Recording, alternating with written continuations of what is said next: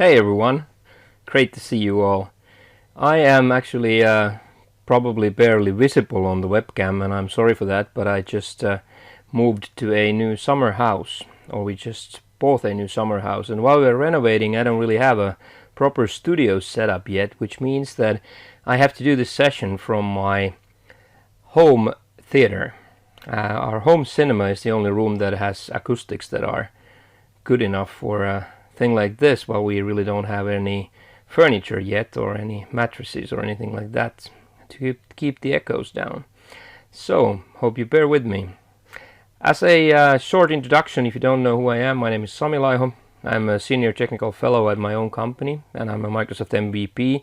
I was just renewed for my 10th time, so I have a decade under my belt now of being an MVP. I specialize in troubleshooting, I specialize in security, and I teach a lot of public speakers as well. What we're gonna see on the video is Finn that is barely visible, like I said, but there's not that much to see, as I just wanted to give you some explanations on the potential facial expressions that you might encounter when you see Finnish people. I had the privilege of hosting a 40th birthday party in Helsinki. I turned 40 last October, and I don't know what you do when you turn 40, but I decided to host a conference, and I invited about 150 people from around the world to join me. And our conference was a huge success, and the first keynote who started the whole conference was Mikko Hyppönen. I don't know if you know him. He's known as the virus slayer. He's one of the first people in the world to have been developing antivirus software, and he works as a chief research officer for F-Secure. And Mikko said on that keynote something that I have been quoting since then, and that was this: that you don't have to make your security perfect. You just have to make it better than your neighbors. If you are under a targeted attack, that's of course special because they really want you. But if we're talking about 99.999999% of attacks which are not targeted against you but are just common attacks, you just have to make sure that people are scared, or the attackers are scared of coming into your network. For example, if an attacker attacks a network and sees that there's IPsec in the network, they will go to the neighbor. And that's just something that's really good to keep in mind. Also, something that has changed dramatically is people have this attitude that they're protecting against outsider threats, and when I talk to people about, for example, there's a good example about BitLocker. So if you have a hard disk encryption on your Windows machines, and that hard disk encryption has a recovery key, and how can you get that recovery key? In sadly quite many companies, they actually have a self-service portal that you can use to get the recovery key. Now that's of course not a problem because you have to authenticate, but if you're an insider threat, someone working for your own company, you can get the BitLocker key, which gives you admin rights on the machine, and when you have admin rights on the machine, then you can attack the whole company a lot easier. And the insider threats compared to outsider threats, the normal external threats, has increased by 47%. And I think you just should keep this in mind, that you're not only protecting against people outside of your company, you're sadly also protecting against your internal people. This is very, very common now with all the corona times going on, because people are stuck at home and they only have their work computers that would be good enough for their kids potentially, so they want to be able to play games. They want to be able to do a lot of things with their work computer that is something that is not supposed to be done on a work computer. But you can't really do anything without getting admin rights. So the first thing you have to do is you have to get yourself your BitLocker recovery key so that you can hack yourself admin rights. If you are in the security business, which I kind of assume as you are watching this session right now, you should remember that you have to be on Twitter if you're going to be in this expertise. There is no way of working as a security professional and not being on Twitter. Twitter is way faster in response times compared to any service you can purchase when it comes to potential zero-day attacks, for example. So, of course, I would really love it if you would follow me as well. Before we're heading into what the name of the session implies, that we're going to talk about 2020, if you think about the few years before, all the bigger players in the security frameworks like Gartner, NIST, and others, for the past few years, they've said that the most important thing for you to implement in your environment is whitelisting. Before that, for many years, actually 2017, 2016 mentioned here, but it was even before that, it was the principle of least privilege, aka getting rid of admin rights. What we are gonna concentrate, of course, is what you should be doing now, and I will concentrate on the bigger security. I don't want to teach you tools and tips and tricks. I want to teach you concepts. Okay, so we'll talk about the bigger concepts. For 2019, Gartner specifically wanted you to focus on a few things. First one was logging and monitoring admin activity. So whenever someone uses high privileged accounts, you should be able to monitor that. Correct categorization of data is a thing that would make our lives a lot easier if the data was categorized, if it should be secret or not, and not mixed up in the same file share. Train response, honestly, be prepared. Some smart security people have said that there are only two kinds of companies. There are companies that have been breached, and there are companies that don't know they've been breached. So train accordingly. Assume breach. And whenever you start a new project, although sometimes security seems to slow down projects, as I've seen, it's still something that needs to be included in every project. So when you start deploying SharePoint, you need your security people to be involved. And that's sadly, of course, quite often what happens is that they're just like the new service on the intranet of the company just like pops up, poof, and the security people have absolutely no idea. But instead of talking about 2019, what we're going to concentrate from now on is 2020 and beyond. And I want to try to give you some great examples of how you can protect your environments. This should apply to every one of you. So these are not specific for people that have Beyond Trust products, or this is not specific for people who have E5 licenses for Microsoft 365 or who have Azure in general. So these apply to everyone. I don't like teaching products. I like teaching concepts.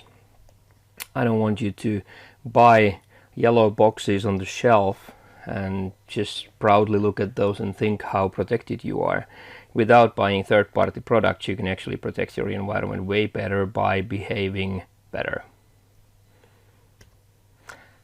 The 5 kind of biggest threats that we encounter are malware, ransomware, phishing, crypto mining, IoT, and we have a brand new one that has been, well, actually it's been around for quite a long time, but for the past year or so, it has been booming. You get these all the time, phone scams. My girlfriend luckily received one of these calls from a Microsoft support engineer that wants to fix the computer because it's been hacked. And I was super happy because I happened to be standing next to her and she just gave me the phone, or actually I begged her for the phone, like, give it to me, give it to me, give it to me, because they never call me. So here's an example of how that played out, calling me for a phone scam. I'm going to play this to you. Actually, sir, your computer have a problem, and whenever you connect internet in your computer, some hackers, some unwanted hackers are trying to get inside in your computer, and they are trying to Oh no, they're trying to get into my computer. They started showing me event viewer, like Oh my God. So that's many horrible. errors. These are Sir, hacks. you just switch on your computer, then I can show Let's you just all fast the forward a little problems, and bit. you So will this is the understand first person, and then they Yes, that is escalated me even to a clearer, senior okay? engineer. Yeah. Okay. And you press enter. Okay. And varoitus and ilmoitus So and what can you see? What can you see on your screen right now? Now we have the second person on the I phone. can see all sorts of lines of Finnish text. Yeah, But if my you look on computer the was in left-hand Finnish, side so on they the can't top, decipher it. you So we can had see a the huge second long line. No, escalation this says path Muumimamma. because we have the wrong language. Yeah. But anyway, we got Just up run front. from- Let's go. let me- Let's go forward just translate that. 3:30 around Yeah. You here. have Google Chrome.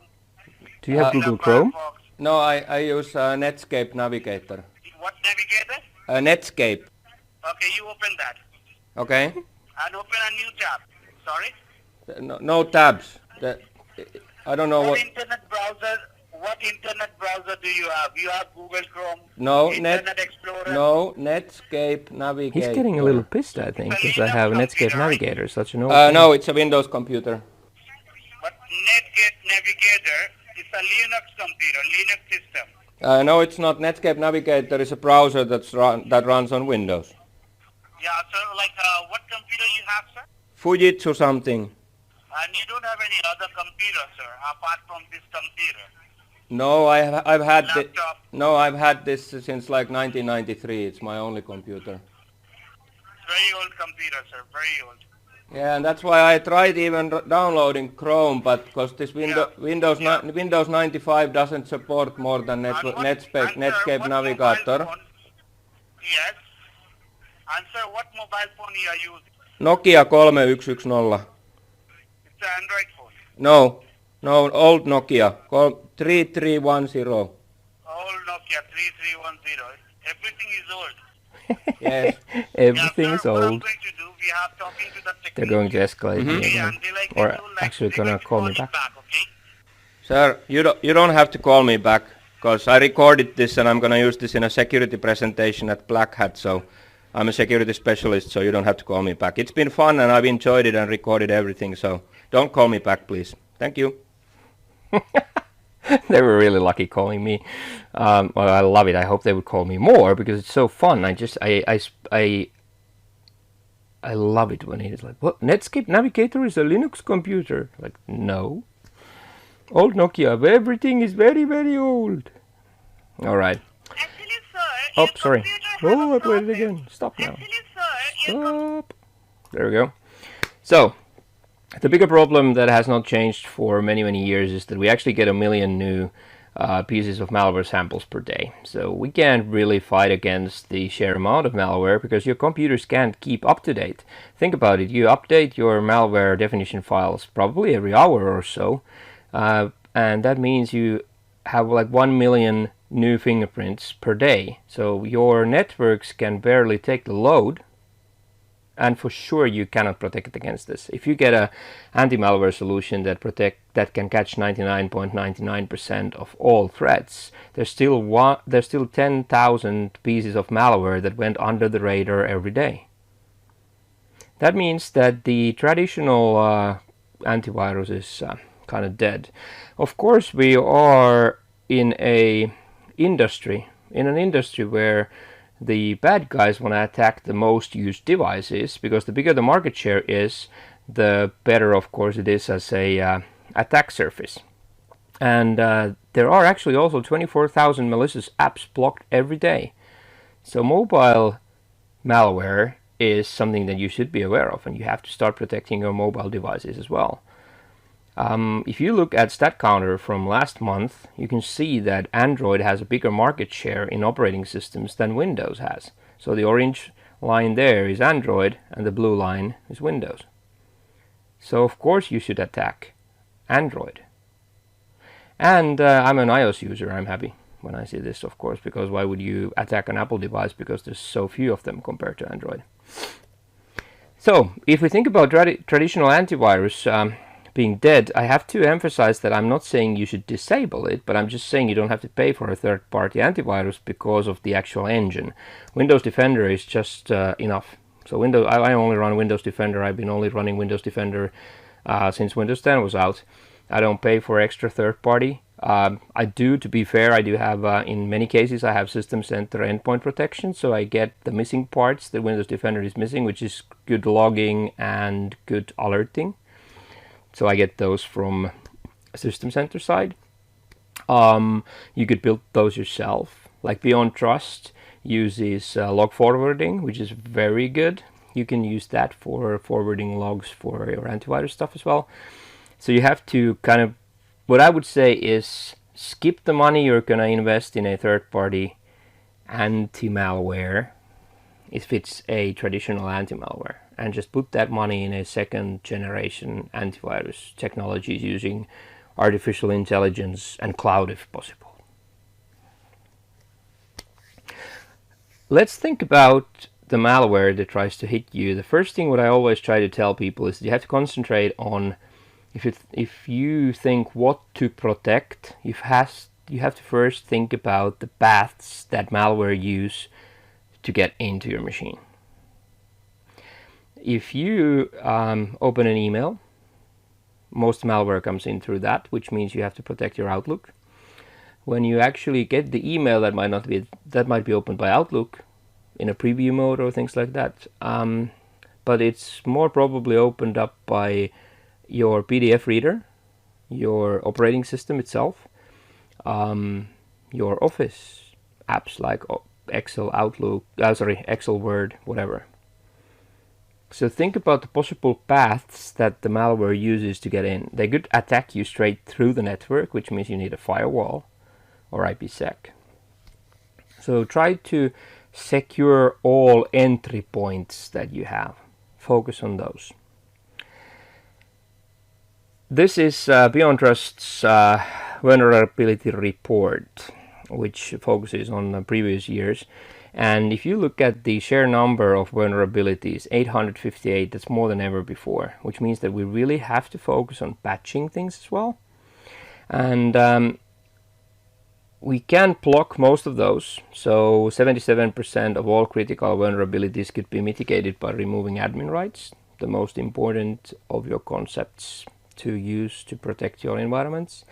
But if we think about one general way of malware getting in that I did not speak about yet, is your browser.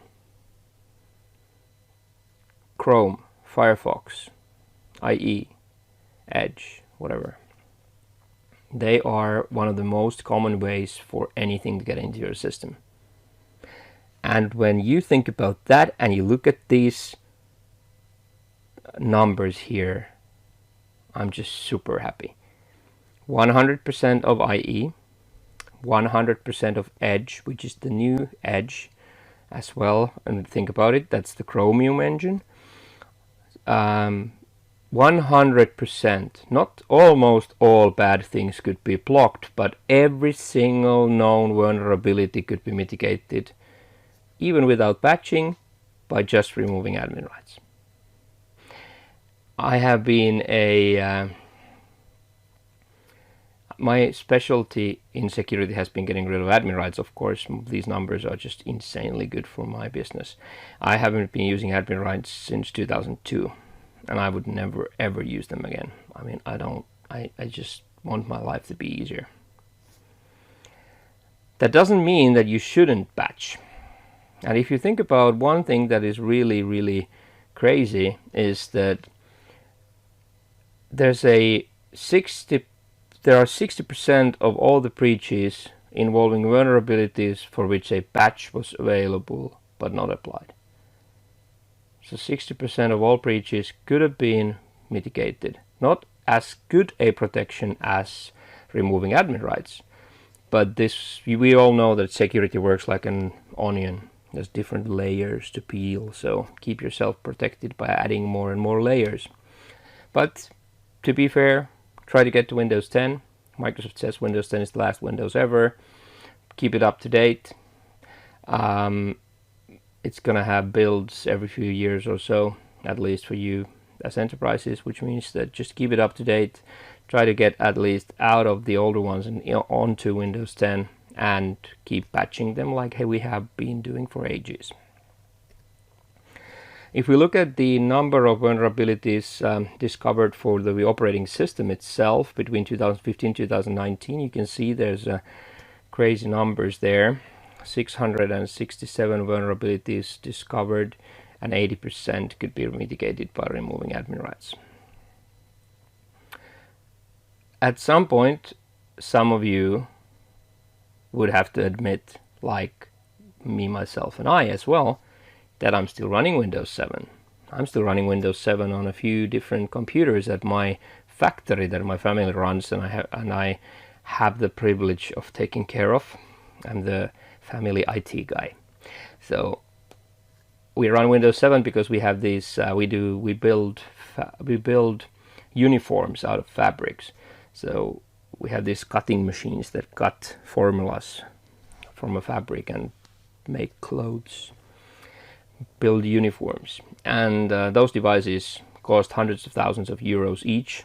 And if we would need to upgrade those to Windows 10, we would have to pay hundreds of thousands of euros. So we're not going to do that. Think about this. If you have Windows 7, 3 things to do. Limit how they can get malware. Okay, so where can they connect to? Can they access internet? Do they have to? Hopefully not. So block them from getting to the internet. Limit how they can run malware. Implement whitelisting. Make sure you have a whitelist of, like me in this case, we have 3 apps that need to run on those machines, nothing else. So limit what they can run. And now if for some reason one of these 3 whitelisted applications here would still somehow be infected, then limit what they can do with the malware, which means restrict unnecessary privileges, make sure they're not admins. So Windows can help you against malware quite easily by removing admin rights, and then we can also implement whitelisting.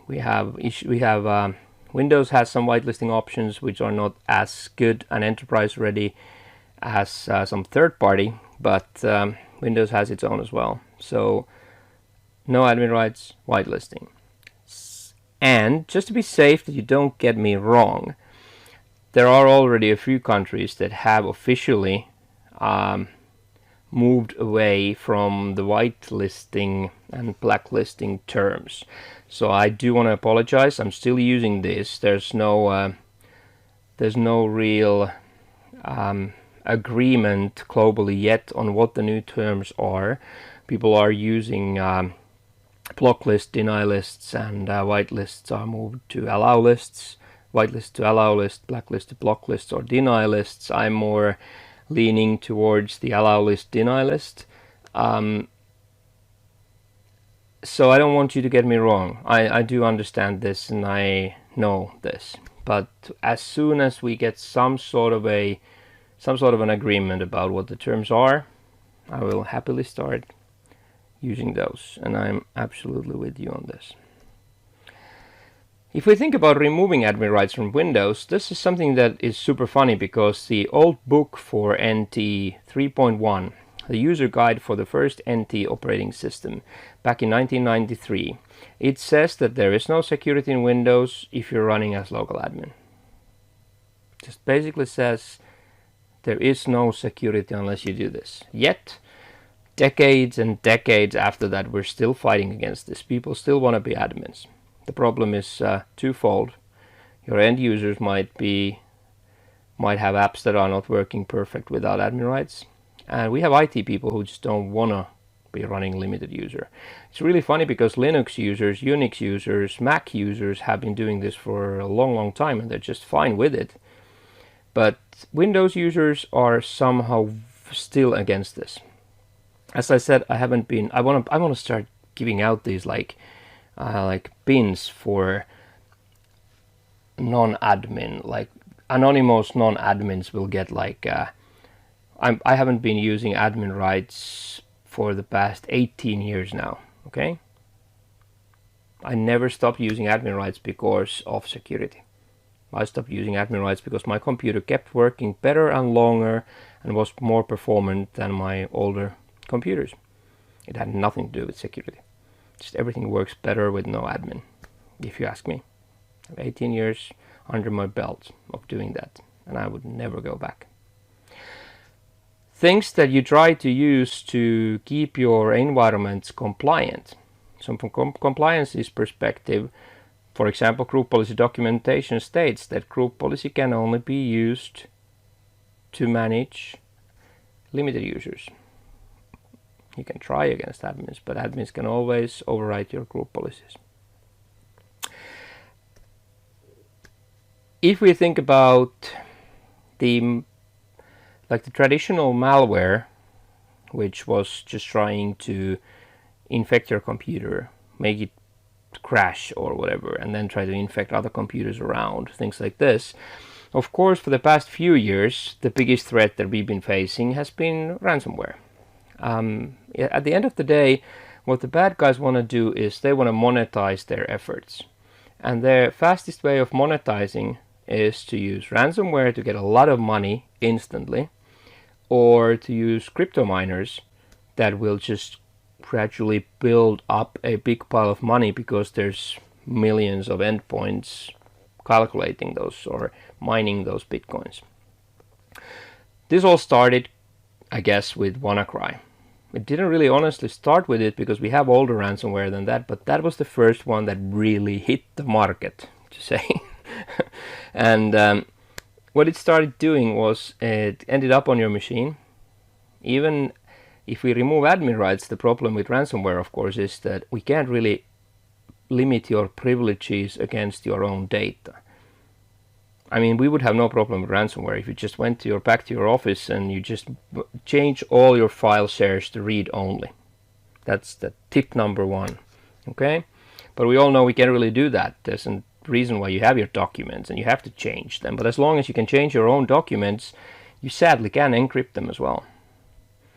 With WannaCry, when you got it on your machine, it started encrypting your files and trying to access file shares. But the way it would laterally move around your network was through an SMB weakness. And that would not be possible without admin rights. So in WannaCry's case, we could say that you couldn't prevent it completely from attacking you by removing admin rights, but we could contain it. So it would only block, it would only get into one machine and do bad things there. But this is the first thing. This is what they started doing, which was that, hey, I have your files, I encrypted them all. If you want your precious pictures back, you have to pay me Bitcoin. From that past few years, the move has been against holding the whole company infrastructure as a hostage. Instead of personal data, we take the whole company as hostage. A friend of mine works for this company that builds hearing aids, and they, a Danish company, and they lost 95 million because of this. What happens is you get ransomware like you did before, and it encrypts things like it did before, but it doesn't encrypt data. It encrypts your syswall, or it encrypts your Active Directory database. And if you don't get the key, you lose the whole infrastructure. From this, against attacking actual infrastructure, not IT infrastructure, but actual city infrastructure, for example. So now the ransomware has evolved to a state where they are attacking a city, a state, or electricity companies, whatever. So the actual infrastructure of our cities. We have had a few of these in Finland already. So a few cities that have been attacked by a ransomware, taking down the whole infrastructure. We are, like this says, we're moving from holding data as hostage to holding IT infrastructure as hostage to holding real infrastructure as hostage. Of course, now with the corona, the problem has been that they are attacking hospitals, because when they're attacking hospitals, it's very easy to get that ransom really fast because they have to get the operations up and running super fast. Which is insane, but it's perfect from the enemy's perspective. Now, sometimes we can't get to the data. Sometimes we can't infect the machine because the machine is so well protected. So now what's been happening lately is that they have been trying to, instead of sending you files over something, they're trying to move those to in-memory only malware, for example. That in-memory only malware has been able to take down quite a few cities, and we have to fight that against that a little bit different, but I have some good tips for you. Here's some more US side cities that have been hit and that have actually, many of them have paid. If we think about how much money is lost with ransomware, there is one ransomware attack happening every 14 seconds, or a breach that was because of ransomware, or an incident that was because of let's say incident. So some sort of an incident that involved ransomware is happening every 14 seconds, and they've predicted that 2022 it'll be every 11 seconds. Sometimes you can't get that threat running on the machine anyway, even with the in-memory malware. It doesn't work. And now, of course, one way of doing this is holding the person's reputation as hostage. Like here, this is, someone sent me this some time ago. Last year they sent me, I get these like probably every month or so. Important, you have been recorded masturbating. I have Sami.mp4. Oh my god. Okay. So without accessing my data, without infecting my computer, they're just saying things that are common. We saw you masturbating and watching teens on porn website. And we have a picture of it. We hacked your Skype, we hacked your camera somehow, and we videoed you, and now we'll send it to all your Facebook friends and we'll send it to all your email contacts, unless you pay. And this way of threatening is very easy, of course, because it doesn't involve anything but spam. Like I said earlier, we have to think about how the malware, or ransomware in this case, how does it actually get into your system? Statistically, it's quite easy. 94% of all malware is delivered via email, and that includes most ransomware as well. But like I said, fileless attacks grew by 256% over the first half of 2019. So that's the last numbers I have, but they are moving away from this, but still the fact is 94% of malware is delivered via email. Protect and patch your email client, and then everything that can run the actual payload. The actual payload could be run by your Adobe Reader, could be run by some video player, could be run by your browser, a plugin inside of your Outlook, or a plugin inside of your email client, a plugin inside of your browser. So there's a lot of technical components that you should protect. A way better way of protecting all of those is to make sure you don't have admin rights, and that you don't run things that you have tested before, aka whitelisting. Two most important concepts of security. This will be mentioned quite many times. IE and Edge vulnerabilities, the great thing I mentioned earlier. So there were 157 vulnerabilities discovered, and 100% of all of those would be mitigated by removing admin rights. Here's a customer of mine, Yannick, Swiss company, if I remember correctly. They removed admin rights in 2018, and now with 2019 numbers, this is insanely good. 75% reduction in the amount of tickets. People think that when you get rid of admin rights, you actually get more calls to help desk because you can't fix things yourself. But that's not the thing. The thing is that you take away admin rights and you block the users from hurting their computers themselves. So instead of not being able to fix, they are not being able to break. And now if anyone starts asking how much a thing like this costs to solve it, the price is always cheap. Because if you get 75% reduction of the amount of tickets, then that's hard to compete with.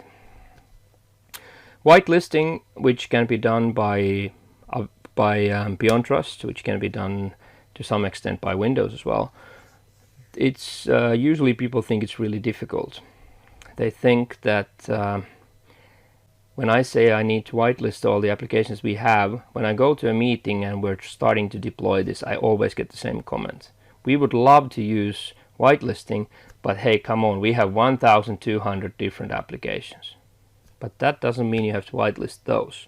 The most important rule in whitelisting is stick to containers, stay away from items. Instead of listing 800 applications that run inside of program files, what you do is you list program files as a secure location, and you remove admin rights from the users so that they can't put anything into your secure location. I did a project for our capital city of Helsinki. We started with 8,000 lines on the whitelist. 8,000 lines. Think about managing a thing like that. That's the way people thought whitelisting was supposed to be done. And that was very common in, like, the first wave of whitelisting was in 2005 or so. And everyone started doing whitelisting by adding a hash value of every executable that is run.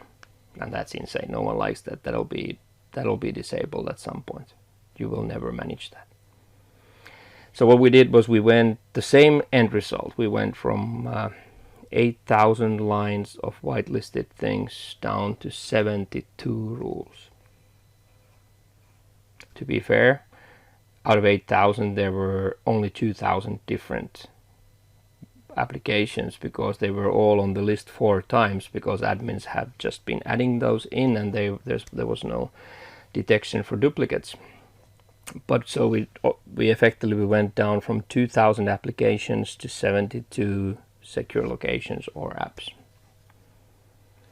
And here we have a really good example. 4 lines of whitelist. It says you can run anything from Windows and program files. Admins can run anything anyway, so there's a rule for them. That's not really necessary there, but that's the 4th rule. So it says you can run anything from program files and anything from Windows. And as long as you're not an admin, you can't put things in there, as long as you keep them secure. And the last one on top says you can run anything that's signed.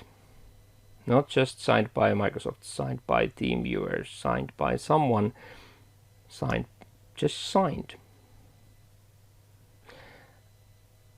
This whitelist here, this is the cheapest consulting you will ever get, because this 4 lines here will kill more than and at least 950,000 pieces of malware per day, with no overhead on your system and no third-party antivirus. Think about that. Why? Because only 5% of malware is signed. So we kill 95% of malware, and out of 1 million, that's 950,000 per day. Back to something I promised, which is a tip against the in-memory only malware. In-memory only malware is very easily stopped, because all known successful attacks that have been using that are using PowerShell. In all my environments, I block PowerShell from limited users. It's the most important tool for all admins, yes, and I use it heavily, but only for admins, not for end users. One extra tip: if you can't block, then you contain. That's one of my own principles. If you can't block, then you contain. What does that mean? That means that if you can't block PowerShell, at least use your firewall to say that PowerShell can only talk to things inside of your own network, because then, although they can run, they can't get to the payload. If you really think what's the most important protection against ransomware, it is backups. So I mean, if you have backups, you have nothing to worry about. Backups, and decent backups means you have at least 3 copies of your data. One is the one that you're actively using, and then you have 2 backups on 2 different medias, and one of them should be kept offsite. Very old rules, perfectly protect you against ransomware. If 80% of known malware attacks 2018 were ransomware. Well, phishing attacks account for more than 80% of reported security incidents in 2019. So phishing is becoming an increasingly worrying thing for everyone. Phishing means the act where someone asks you to give them your username and password, and you give it to them. $17,700 is lost every minute due to phishing attacks. 2019. That's quite a lot of money. Think about this session. We'll be running this for like 45 to 60 minutes, and crazy amounts of money have been lost during that.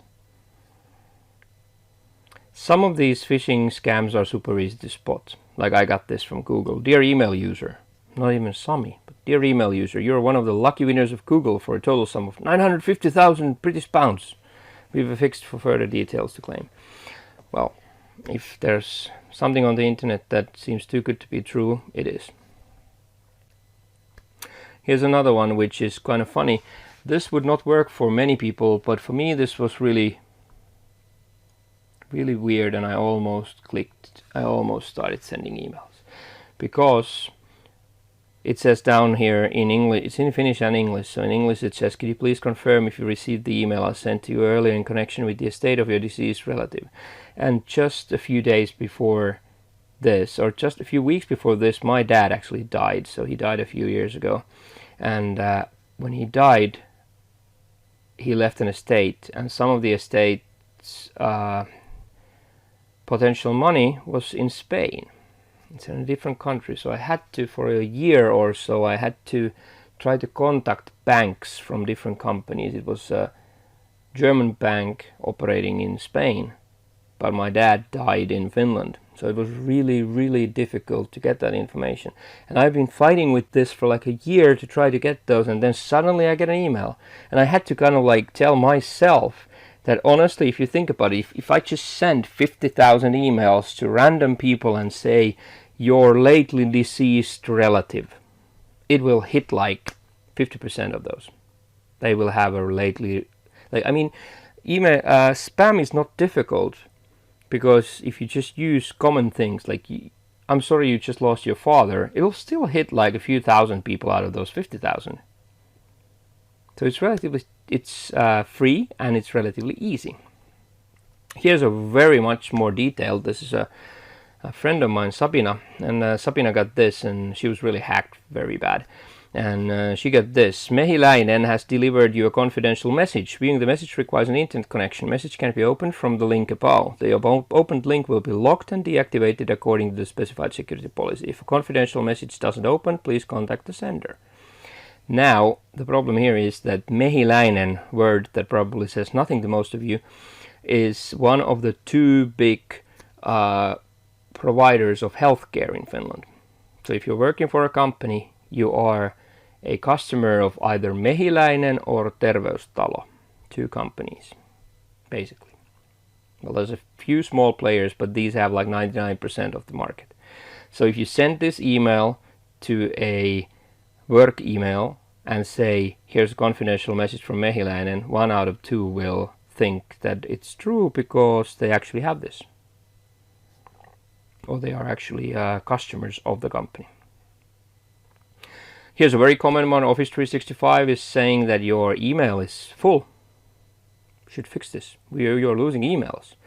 My kids, I have 2 daughters, 2 sons, and none of them will mind if I tell them you lost your email. They don't even know what email is.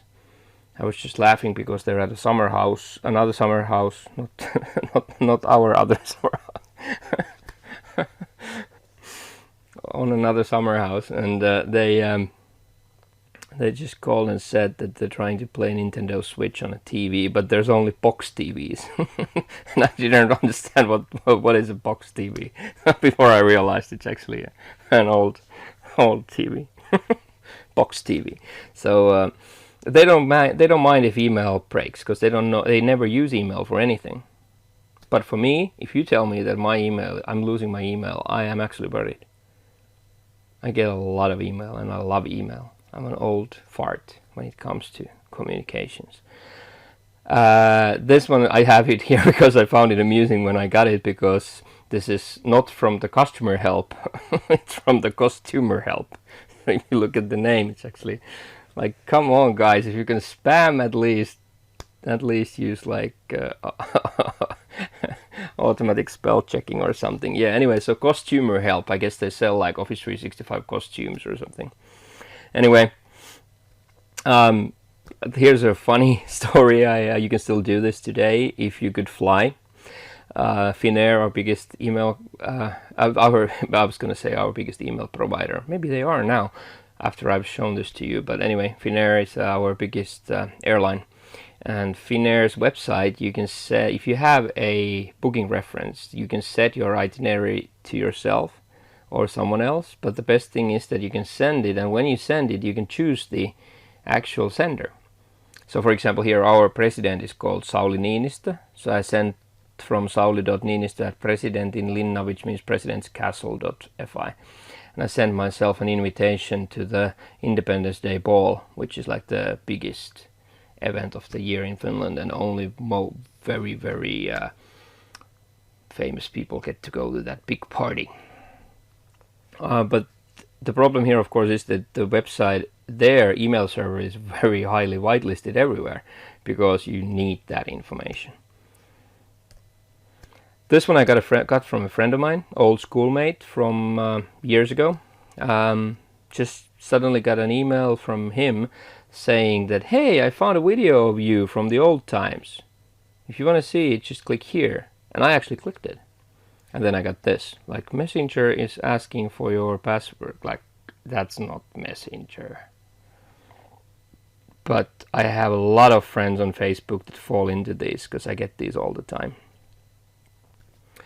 Now, if you lose one password, that might not be that bad, because just one password. But if you reuse those passwords on other websites, like, biggest rule of security, never ever use the same password on 2 different websites, okay? Or 2 different systems.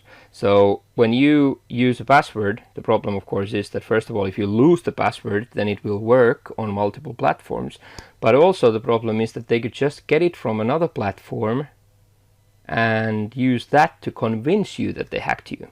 And that's what happened. The same thing we had before, me being caught masturbating, whatever, the same thing, but they enforce it by first in the beginning saying, I know, secret 1234 is your password.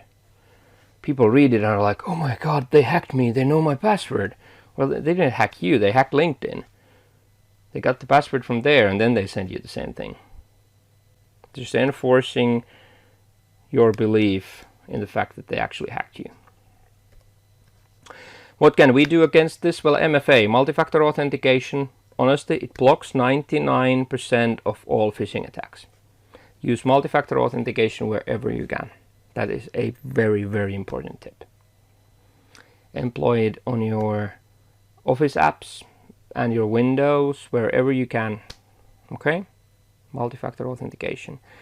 I have 2-factor authentication here because I have the camera or the fingerprint reader, which identifies me. That's 1 factor. And then actually I have a TPM chip on the machine, so I need physical ownership of this device to log on. So you should keep in mind that in Windows you have 2-factor authentication if you use Windows Hello. Although many people don't think it is multi-factor authentication because they only think of MFA as accessing a system from the endpoint. But the actual endpoint with Windows 10 Hello is using 2-factor authentication. 99% is solved by using multi-factor authentication, and then sadly the 1% is just training. Multi-factor authentication you can build in many different ways. You could use fingerprints, you could use PIN codes, you could use passwords, facial detection. There's many different ways of identifying. Smart cards. The problem with fingerprints is that you can't really move from a system to another. They don't roam. So because they're tied into the TPM chip. I actually showcased the coolest two-factor authentication ever. So almost 2 years ago at Ignite 2018 in Orlando, I was actually put under investigation for violating the code of conduct for speakers for a year. And I might have to do something to do with the fact that I actually showed the same thing there. So smart cards are difficult. Virtual smart cards will be deprecated. Let me introduce the future of two-factor authentication. And I actually used a hedgehog called token. The token has it's a live token, and the token has a lifetime of about 5 to 8 years, depends on how well you treat it. And tamper protection, hell yeah, think about it. Someone tries to take your token and it crawls into a ball. And I actually did it. I mean, with a live hedgehog. Here's people taking pictures of my hedgehog, my security hedgehog. So you can actually use the paw of a hedgehog to authenticate to Windows, because hedgehogs have the same kind of fingerprints as humans. Try it out. Koalas have the same fingerprints as humans as well, even closer to humans than hedgehogs, but be very careful with security koalas because they can rip your eyes off. Teaching people, I just took note before here, they get on the slide. I'm not promoting them. What I'm saying, I'm using them because they are the biggest player. If you look at market share, KnowBe4 is a company like many others that gives you simulated phishing attacks. Make your people train, teach your people, show them when they fall into a trap, it's you and not the enemy, and then you can say, hey, come on, you need some more security training because you fell into the trap. I find it very amusing because I'm in many companies where they deploy things like this, and I'm in a coffee room or something and people walk past me and they're like, ha ha ha, Sami, I did not fall into your trap today. And I'm like, I haven't been running a simulation in weeks. I don't care as long as they don't fall into the traps. Stop reusing passwords. Use haveibeenpalmed.com. Put your user account names there and make sure you haven't been involved in a breach. If you put your username there and it's been breached, it says which websites, go to that website and change your password. You have no worries because you never use the same password on 2 different websites. But if you would be someone who did, you would have a problem. Use a password manager, even better. Invest a few dollars a year and buy your users password managers. I use LastPass. Hashcat, auditing password quality. You could take from the website that I just mentioned, the haveibeenpalmed.com, you can actually also take the list of passwords from there. It's going to be like, I think it's like 9 gigs when you download it, and when you extract it to a text file, it's like 20 gigs.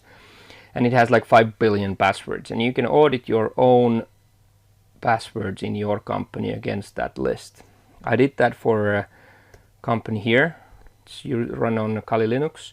And this going through the whole company wasn't that much because there's like only a few, like 46 users or something like that. But in 10 minutes, we were able to figure out that there's like 10 users that most of them use QWERTY1, and quite a few of them use their first name as their password, which is insane, but happens. So audit your own environments.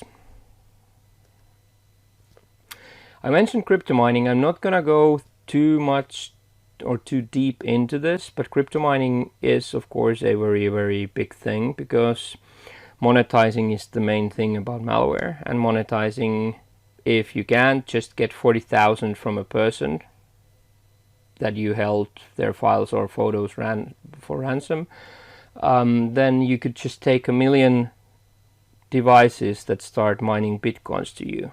A mobile phone is not very effective when it comes to mining, but if you have 1 million mobile phones, they are effective, and it just changes into money. Sometimes you don't even have to mine for Bitcoin, you just ask for Bitcoin, like you saw last week when Twitter was hacked. or actually a few certain high-valued customers of Twitter were hacked in a way. So just hacked the account for Elon Musk, for example, and said, if you send me $1,000 worth of Bitcoin, I'll double it and send it to a good cause. And those were, of course, fake. Last week I had two of my friends, Mary Jo Foley, if many of you know her probably, most famous reporter on Windows matters, and Swedish MVP Mikael Nyström. They both, like, someone copied their pictures and their bios from Twitter and created another account with almost the same alias and started following me. And then I saw, like, Michael is following me and Mary Jo is following me, but they're both following me already. That's why I got interested, and then I went back and I saw that they have 0 followers. Although I know that Mary Jo has more than 200,000 followers. And that's how I got interested. I was like, these are fake accounts. So what can Windows do against this crypto mining stuff? Well, first of all, make sure you don't give people admin rights, because when you give people admin rights, they have access to installing device drivers, which give a lot of more performance for those miners. Use whitelisting, highly effective. Don't allow crypto miners. It's actually as simple as that.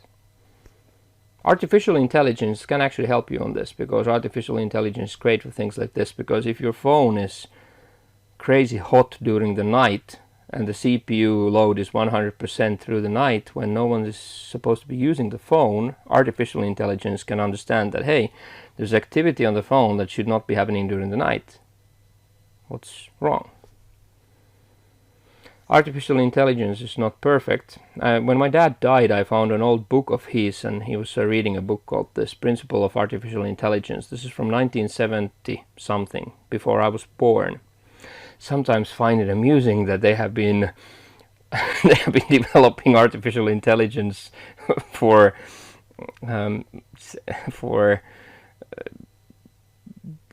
what's that, like 50 years, and still I have still my Outlook email. When I send an email, it says this email message will be sent to about 35 recipients.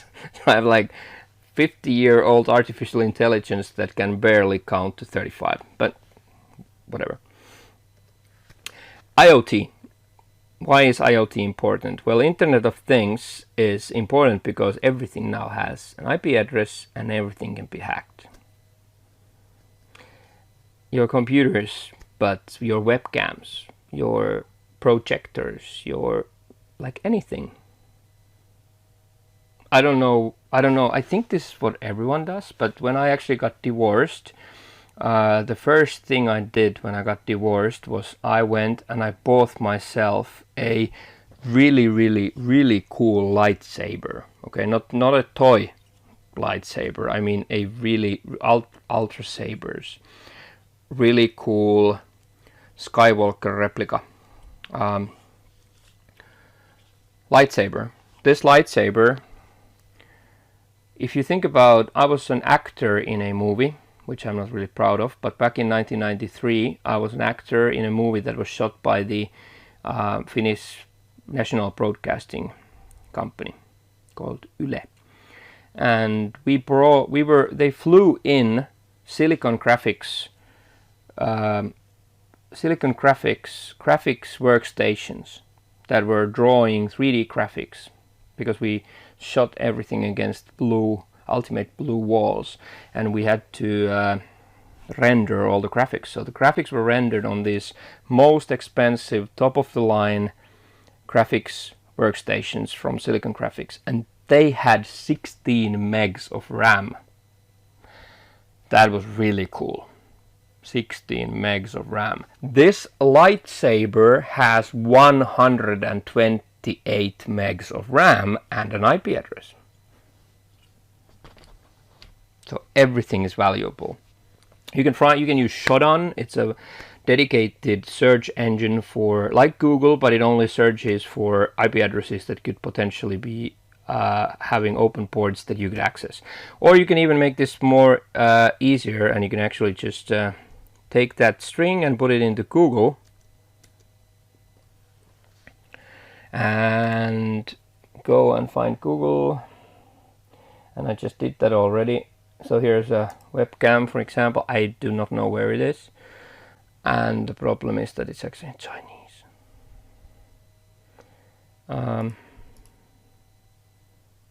No, I need a password.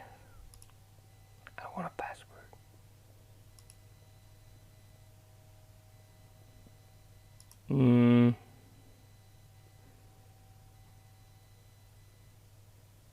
What I'm honestly trying to do is I'm trying to find a button that would say English.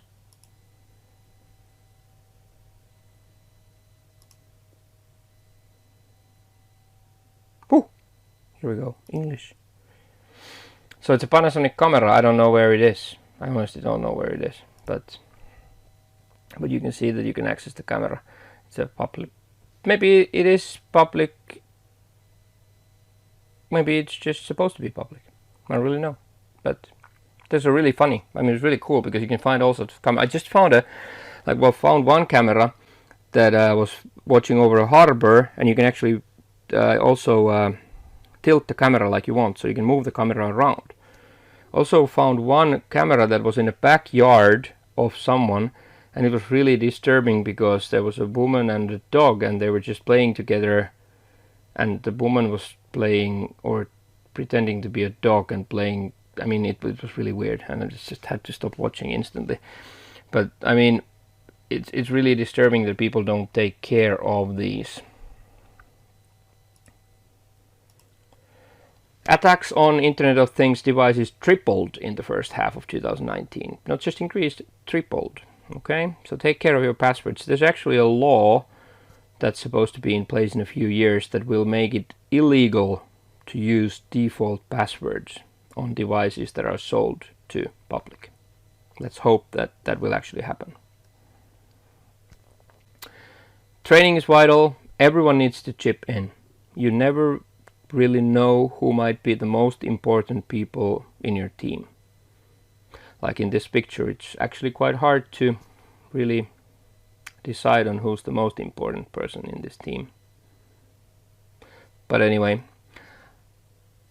teach your devs. If you have devs, or if you are purchasing an application from a company that's built for you, make sure that the devs read this document. This document, it's not a long one. It's almost like Anonymous Alcoholics. It's the 12-step program for devs. So this has 12 steps. It's not a long one. I can scroll through it and you'll see it. Okay. So here is 10, 11, 12. It's only 12 steps. If devs would read this short document, there would be no security issues, technically. So just make your devs read that thing. Here is a great example of us trying to teach people. And I am not trying to play better here. I'm not trying to say that that this is easy. I mean, this is sometimes very difficult. Here's a great example. There's a smart card that is chipped, like you can see, chipped up, small pieces chipped off. And this was a bank employee. And I met her and I saw that and I just couldn't help myself, and I had to ask her, like, why is that chipped? And then she was like, well, you know, when I put it in the backpack, it always breaks. And I was like, it's not your fault because no one has told you. But like, I will tell you that the reason for having a smart card is the idea that you take it out of the computer when you put the computer in the backpack, so that if someone steals the computer, they don't have the key. And she felt bad, and she was like, oh, I'm so embarrassed, like, oh, am I so stupid, oh. And I was like, honestly, it's not your fault. Like, if people don't tell you how to be secure, we can't just assume that you would. But oh boy, did she have fun when we met the next time. So the next time we met, she came to me and said, Sami, you know what? You were laughing at my smart card. I took a picture for you The picture is from a computer of our CIO, not a normal employee, our Chief Information Officer. And this is his computer. He was so smart that he actually cut it with scissors so that it doesn't chip off. So it's never easy, but it's always cheap. Every data breach cost for enterprises is an average of 3.92 million. And we have breaches happening every few minutes. So training is cheap, trust me. To summarize what we've spoken about, if we think about the most important thing there is to do is get rid of admin rights. I mean, that will help you in every field of security. Even if you are not perfect at patching, you can help to mitigate that problem by making sure you never run as admin. Save money on your help desk costs. It's not just good for security, it's good for keeping your computer running longer and better.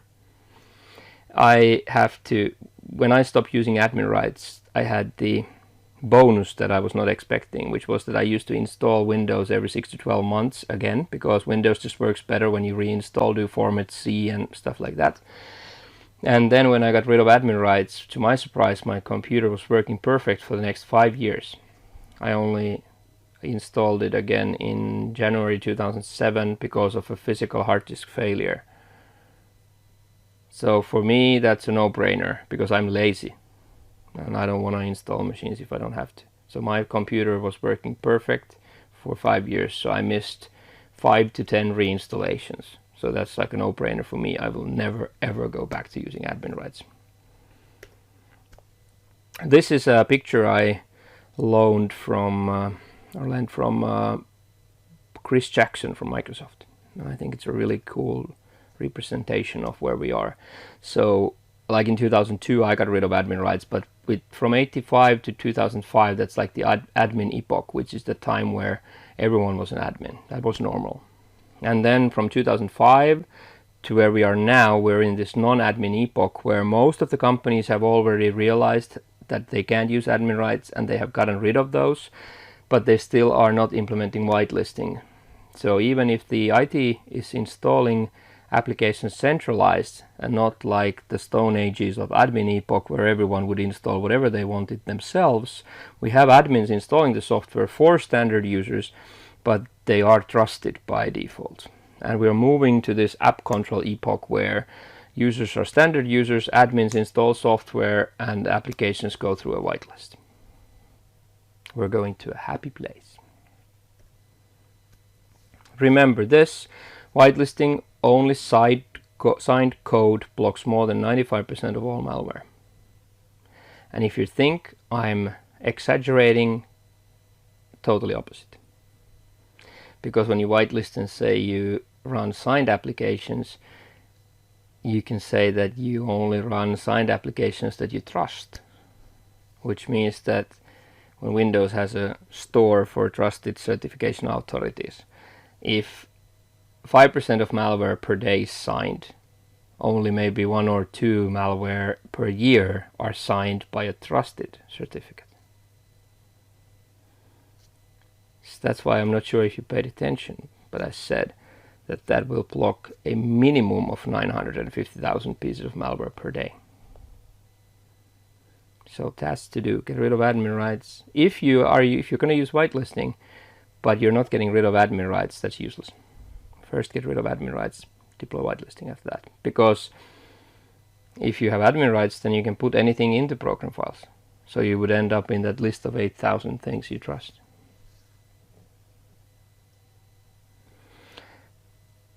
And just to end this thing, some smart person, I don't know who originally said this, but it's very smart, and the quote is, "In security, don't let perfect be the enemy of good." Co-deploy whitelisting. If someone finds a hole in your whitelisting solution, which makes your whitelisting only 99% secure, that's way better than 0. But many security departments' problem is that they deploy whitelisting and they find a 1% potential hole in the system, which means they go down to 0. They don't deploy at all. I have a company that didn't deploy BitLocker because the TPM chip has been broken into. That's actually true, but it requires an electron microscope. So how is that really going to happen? I don't know if in your country the electron microscopes are carry-on sized stuff, but at least in Finland they're a room sized thing. So anyway, just honestly, make security go up. If you go up 50% in your security, that's really good. So don't let the perfect be the enemy of good. If you enjoyed my stuff, you can always reach me via email. I can come and help you build your security if you want. Babysit your outsourcing partners and make them fix it. I also do whitelisting deployments. I'm currently deploying Beyond Trust's whitelisting solution in Norway through the summer. I'm very much into this. If you wanna, please follow me on Twitter. I have a few blogs. A new blog on forcesops.com is only about whitelisting. I have a free newsletter.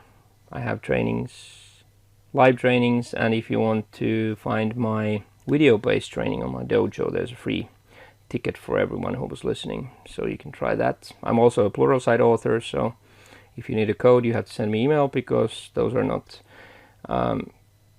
campaign codes, those are personal codes. But with that, I would like to thank you for joining. I hope you enjoyed, and I hope you learned something, and I'll be answering your questions later on. Thanks.